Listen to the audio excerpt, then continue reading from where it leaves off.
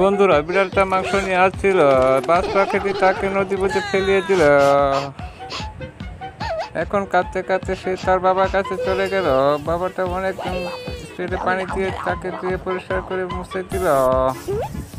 এখন দেখো একটা বোম তৈরি করলো। বোমটা ড্রোন ক্যামেরা দিয়ে তার বাসার ভিতরে রেখে দিল। এখন বাস পাখিটি তার টিমের মধ্যে বসলো। বসার পরে এখন বোমটা ফুটে গেল। এখন দেখো বাস পাখিটি তুলে নিয়েছে, তার চামড়া দিয়ে পোশাক তৈরি করলো।